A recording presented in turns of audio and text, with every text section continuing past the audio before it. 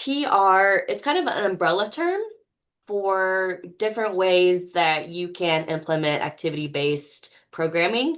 So that could be through adaptive sports, that could be through recreation therapy, inclusive recreation, special recreation, and leisure education.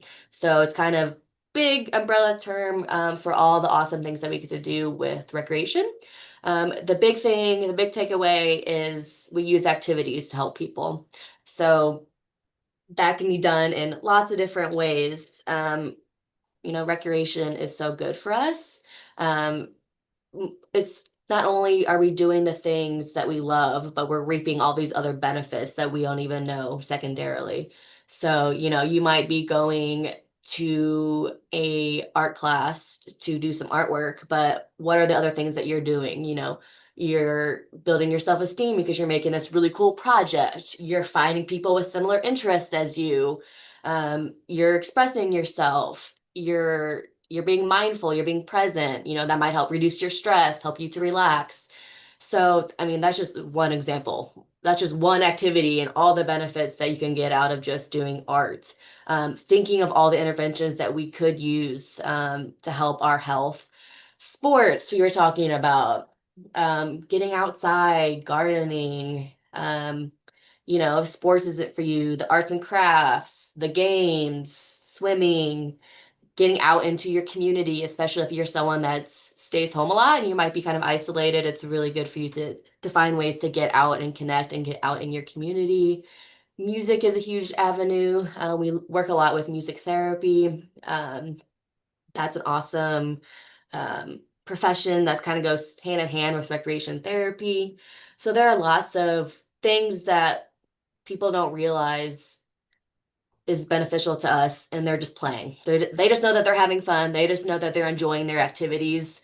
Some people might be aware that they're getting all these other benefits, but it's all happening simultaneously, and that's why I love therapeutic rec so much. I think the biggest takeaway for therapeutic rec and recreation therapy specifically, this is a real profession. You can get paid to do awesome, fun things like this that benefits people. We're not just out there having fun. Of course, that's one of the big goals, but we have goals, we have outcomes, we have ways to measure and assess how people are doing, how they're feeling, and we really just want people to get involved. So it's really cool if you're looking for a Parks and Rec kind of job. There's lots of different ways to get involved with that, in the parks departments. Recreation therapy is really a clinical field. We're in the health field. If you don't know that, it's really important to kind of get the word out in the medical field that like we are important, that it's really beneficial. We work hand in hand with like PTs, OTs, speech, nursing, all of those professions. If you can really advocate for this field and to show why recreation and leisure is so important, I think a lot of people will see the good in it, see the benefits. So you can see us in lots of different environments. Like on the next slide, I used to work in the hospital in inpatient psych, so there's lots of clinical roles, nursing facilities, residential settings, community-based programming, like we're here at St. Louis Arc, Parks Department, schools, prisons. You can find us almost anywhere, which is awesome. So like I said, I am a CTRS, which means I'm a certified therapeutic recreation specialist.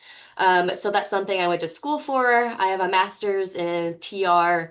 And then the second kind of tier of that is becoming a CTRS.